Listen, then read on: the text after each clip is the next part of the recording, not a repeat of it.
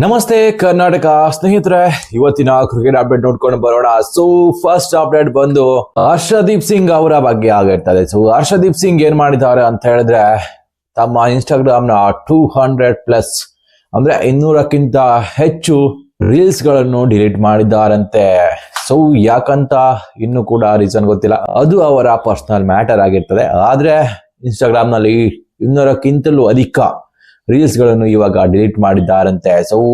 So Harshdeep Singh IPL ವೇಳೆ ಕೆಲವೊಂದು ಬೇಡವಾದ ವಿಚಾರಕ್ಕೆ ಲಾಗಿಂಗ್ ಮಾಡಿದ್ರು. ಸೊ ಆ ಕಾರಣಕ್ಕಾಗಿ ಅವರ ಲಾಗಿಂಗ್ ಅನ್ನು ಬ್ಯಾನ್ ಮಾಡಲಾಗಿತ್ತು. ಸೊ ಹರ್ಷದೀಪ್ ಸಿಂಗ್ ಅವರ ಲಾಗಿಂಗ್ ವಿಷಯ ತುಂಬಾನೇ ಚರ್ಚೆಗೆ ಒಳಗಾಗಿತ್ತು. ಯಾಕಂತ ಹೇಳಿದ್ರೆ ಅವರ ಲಾಗಿಂಗ್ ನಲ್ಲಿ ತಿಲಕ್ ವರ್ಮಾ ಬಗ್ಗೆ ತುಂಬಾ ಕೆಟ್ಟದಾಗಿ ಮಾತಾಡಿದ್ರು ಅಂತ ಹೇಳ್ಬಹುದು. ಸೊ ಅದೇ ರೀತಿ ಅವರ ಲಾಗಿಂಗ್ ಕೂಡ ತುಂಬಾನೇ ಚರ್ಚೆಗೆ ಒಳಗಾಗಿತ್ತು. ಸೋಷಿಯಲ್ ಮೀಡಿಯಾಗಳಲ್ಲಿ ಅವರ ಒಂದು ರೇಸಿಸಮ್ ನ ಬಗ್ಗೆ ಕೆಲವೊಂದು ಟೀಕೆಗಳು ಬರ್ತಾ ಇತ್ತು. ಅವರು ಯಾವ ರೀತಿ ರೇಸಿಸಮ್ ಮಾಡ್ತಾರೆ ಅನ್ನೋದ್ರ ಬಗ್ಗೆ ಟೀಕೆಗಳು ಬರ್ತಾ ಇತ್ತು, ಮಾತುಗಳು ಬರ್ತಾ ಇತ್ತು. ಸೊ ಇದೆಲ್ಲವೂ ಮುಗಿದ ಹೋದ ಅಧ್ಯಾಯವಾಗಿತ್ತು. ಆದ್ರೆ ಇವಾಗ ಹೊಸದಾಗಿ ಅಂತ ಹೇಳಿದ್ರೆ ಹರ್ಷದೀಪ್ ಸಿಂಗ್ ತಮ್ಮ ಇನ್ಸ್ಟಾಗ್ರಾಮ್ ಖಾತೆಯಲ್ಲಿ ಆ ರೀಲ್ಸ್ ಗಳನ್ನು ಕೂಡ ಡಿಲೀಟ್ ಮಾಡಿದ್ದಾರೆ.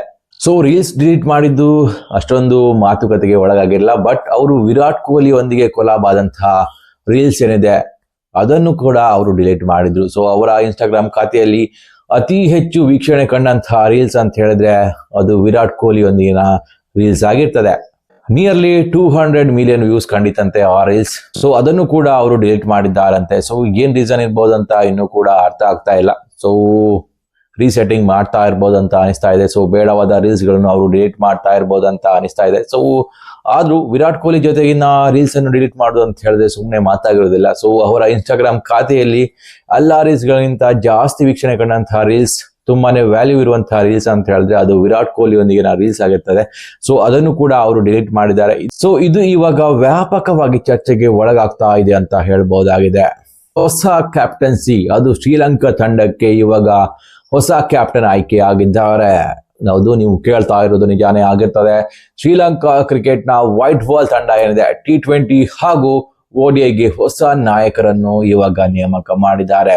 ಸೊ ನೋಡೋದಾದ್ರೆ ಕುಸಾಲ್ ಮೆಂಡಿಸ್ ಅವರಿಗೆ ವೈಟ್ ಬಾಲ್ ನ ಕ್ಯಾಪ್ಟನ್ಸಿ ಒಪ್ಪಿಸಿದ್ದಾರೆ. ಹೌದು, T20 ಹಾಗೂ ODI ಎರಡು ಫಾರ್ಮ್ಯಾಟ್ ಗಳಲ್ಲಿ ಕುಸಾಲ್ ಮೆಂಡಿಸ್ ಅವರು ಕ್ಯಾಪ್ಟನ್ಸಿಯನ್ನು ನಿಭಾಯಿಸಲಿದ್ದಾರೆ. ಸೊ ಇನ್ನು ನೋಡೋದಾದ್ರೆ ವೈಸ್ ಕ್ಯಾಪ್ಟನ್ ಪಟ್ಟವನ್ನು ಕಮಿಂಡು ಮೆಂಡಿಸ್ ಅವರಿಗೆ ಕೊಟ್ಟಿದ್ದಾರೆ. ಸೊ ಅವರು 3 ಫಾರ್ಮ್ಯಾಟ್ ಗಳಲ್ಲಿ ವೈಸ್ ಕ್ಯಾಪ್ಟನ್ ಆಗಿರ್ತಾರೆ. T20 ಟೆಸ್ಟ್ ಹಾಗೂ ODI ನಲ್ಲಿ ಕಮಿಂಡು ಮೆಂಡಿಸ್ ಏನಿದ್ದಾರೆ ಅವರು ವೈಸ್ ಕ್ಯಾಪ್ಟನ್ ಆಗಿ ಮುಂದುವರಿತಾರೆ ಅಂತ ಶ್ರೀಲಂಕನ್ ಕ್ರಿಕೆಟ್ ತಿಳಿಸಿದೆ. ಇನ್ನು ನೆಕ್ಸ್ಟ್ ಅಪ್ಡೇಟ್ ಬಂದು ವೈಭವ್ ಸೂರ್ಯವಂಶಿ ಪ್ರತಿಜ್ಞೆ ಮಾಡಿದ್ದಾರೆ. ಹೌದು, ವೈಭವ್ ಸೂರ್ಯವಂಶಿ ಇದೀಗ ಒಂದು ಸ್ಟೇಟ್ಮೆಂಟ್ ಕೊಟ್ಟಿದ್ದಾರೆ. ಅದು ಇವಾಗ ತುಂಬಾನೇ ವೈರಲ್ ಆಗ್ತಾ ಇದೆ. ಸೊ ಆ ಸ್ಟೇಟ್ಮೆಂಟ್ ಏನಂತ ನೋಡೋದಾದ್ರೆ, T20 ಕ್ರಿಕೆಟ್ ನಲ್ಲಿ ಕ್ರಿಸ್ ಗೇಲ್ ದಾಖಲೆ ಮುರಿದು ನನ್ನ ಒಂದು ದೊಡ್ಡ ಗುರಿ ಆಗ್ತದೆ. ಅದು ಮಾತ್ರವಲ್ಲದೆ ನನ್ನ ಇನ್ನೊಂದು ಗುರಿ ಅಂತ ಹೇಳಿದ್ರೆ T20 ಕ್ರಿಕೆಟ್ ನಲ್ಲಿ 200 ರನ್ ಮಾಡುವುದಾಗಿರ್ತದೆ. ಇದುವರೆಗೆ T20 ಕ್ರಿಕೆಟ್ ನಲ್ಲಿ 200 ರನ್ ಯಾರು ಮಾಡಿರಲಿಲ್ಲ. ಸೊ ಇದೀಗ ವೈಭವ್ ಸೂರ್ಯವಂಶಿ 200 ಹೊಡಿಲಿಕ್ಕೆ ಹೊರಟಿದ್ದಾರಂತೆ. ಈ ಮೂಲಕ ಅವರ ಒಂದು ಪ್ರತಿಜ್ಞೆ ಅಂತ ಹೇಳ್ಬಹುದಾಗಿದೆ. ಸೊ ಹೇಳೋದಿಕ್ಕಾಗೋದಿಲ್ಲ, ವೈಭವ್ ಸೂರ್ಯವಂಶಿ ಅವರು ಮಾಡುತ್ತಿರುವ ಬ್ಯಾಟಿಂಗ್ ನೋಡ್ತಾ ಇದ್ರೆ 200 ಖಂಡಿತವಾಗಿ ಬರ್ಬೋದಂತ ಅನಿಸ್ತಾ ಇದೆ. ಸೊ ಲೋಡಿಂಗ್ ಅಂತ ಹೇಳ್ಬೋದು, 200 ಲೋಡಿಂಗ್ ಅಂತ ಹೇಳ್ಬೋದು. ಸೊ ಗೇಲ್ ದಾಖಲೆ ಯಾರಾದ್ರೂ ಮುರಿತಾರೆ ಅಂತ ಹೇಳಿದ್ರೆ ವೈಭವ್ ಸೂರ್ಯವಂಶಿನೇ ಮುರಿಬಹುದು ಅಂತ ಅನಿಸ್ತಾ ಇದೆ. ಸೊ ಯಾವ ರೀತಿ ಹಿಟ್ ಮಾಡ್ತಾರೆ ಅಂತ ಹೇಳಿದ್ರೆ 15ರ ಹರೆಯದ ಹುಡುಗನಿಗೆ ಇಷ್ಟು ಸ್ಟ್ರೆಂತ್ ಎಲ್ಲಿಂದ ಬರುತ್ತೆ ಅಂತಾನೆ ಗೊತ್ತಾಗೋದಿಲ್ಲ. ಅಷ್ಟು ವೇಗವಾದ ಬ್ಯಾಟ್ ಸ್ಪೀಡ್ ಇರ್ತದೆ. ಅದೇ ರೀತಿ ಅವರು ಕೂಡ ಮಿಡಲ್ ಮಾಡ್ತಾರೆ ಬಾಲ್ಗಳನ್ನು. ಸೊ ಅಷ್ಟೊಂದು ಟೆಕ್ನಿಕಲಿ ಸೌಂಡ್ ಮಾಡ್ತಾ ಇರುವಂತಹ ಬ್ಯಾಟರ್ ಆಗಿರ್ತಾರೆ. ಸೊ ಇದೀಗ ಅವರು ಗುರಿ ಇಟ್ಟಿದ್ದಾರೆ ಅಂತ ಹೇಳಿದ್ರೆ ಖಂಡಿತವಾಗಿಯೂ ಕ್ರಿಸ್ ಗೇಲ್ ದಾಖಲೆ ಬ್ರೇಕ್ ಆಗೋದ್ರಲ್ಲಿ ಎರಡು ಮಾತಿಲ್ಲ ಅಂತ ಹೇಳ್ಬೋದು.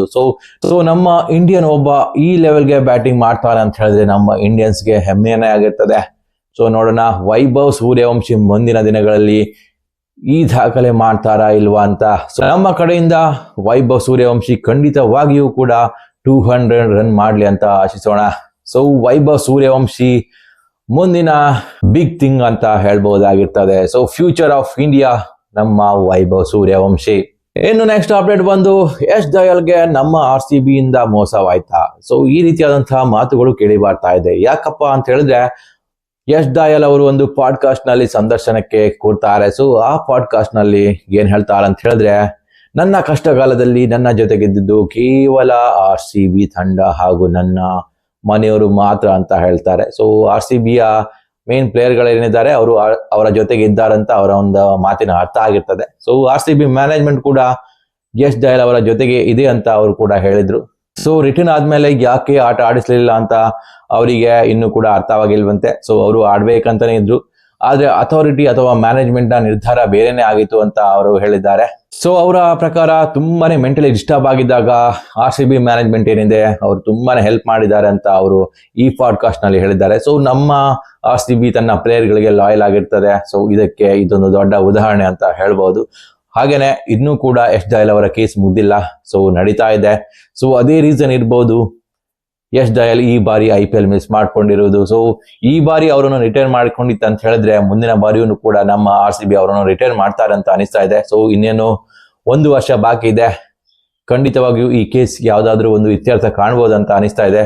ಸದ್ಯದಲ್ಲೇ ಯಶ್ ದಯಾಲ್ ತಪ್ಪಿತಸ್ಥ ಅಲ್ಲ ಅಂತಿದ್ರೆ ಖಂಡಿತವಾಗಿಯೂ ಅವರು ಮೈದಾನಕ್ಕೆ ಇಳಿದ್ರಲ್ಲಿ 2 ಮಾತಿಲ್ಲ. ಸೊ ಒಬ್ಬ ಬೆಸ್ಟ್ ಪ್ಲೇಯರ್, ನಮ್ಮ RCBಯ ಬೌಲಿಂಗ್ ನ ಭದ್ರ ಬುನಾದಿ ಅಂತ ಹೇಳ್ಬಹುದು. ಸೊ ಅವರೀಗ ನಮ್ಮ RCB ಅನ್ನು ಮಿಸ್ ಮಾಡ್ಕೊಳ್ತಾ ಇದ್ದಾರೆ. ಮುಂದಿನ ದಿನಗಳಲ್ಲಿ ನಮ್ಮ RCBಯ ಪರ ಆಟ ಆಡ್ಲಿ ಅಂತ ಹಾರೈಸೋಣ. ಒಂದ್ ವೇಳೆ ಎಲ್ಲವೂ ಸರಿಯಾಗಿದ್ರೆ ಖಂಡಿತವಾಗಿಯೂ ಅವರು ಆಟ ಆಡ್ತಾರೆ, ಸರಿಯಾಗಿದ್ದಲ್ಲಿ ಅವರಿಗೆ ಗೆಲುವಂತೂ ಖಂಡಿತ ಸಿಕ್ಕೇ ಸಿಗ್ತದೆ. ಒಂದ್ ವೇಳೆ ದೋಷಿಯಾಗಿದ್ರೆ ಅದಕ್ಕೂ ಕಠಿಣ ಶಿಕ್ಷೆ ಅಂತೂ ಗ್ಯಾರಂಟಿ ಆಗ್ತದೆ. ಸೊ ಏನ್ ಮಾಡಕ್ಕಾಗೋದಿಲ್ಲ. ಸೊ ಏನೇ ಆಗ್ಲಿ ಒಳ್ಳೇದಾಗ್ಲಿ. ಈ ಮಾಹಿತಿ ಇಷ್ಟ ಆದ್ರೆ ಖಂಡಿತವಾಗಿಯೂ ಲೈಕ್ ಮಾಡಿ, ಹಾಗೇನೆ ಸಬ್ಸ್ಕ್ರೈಬ್ ಮಾಡೋದಂತೂ ಮರಿಬೇಡಿ. ನಮಸ್ಕಾರ.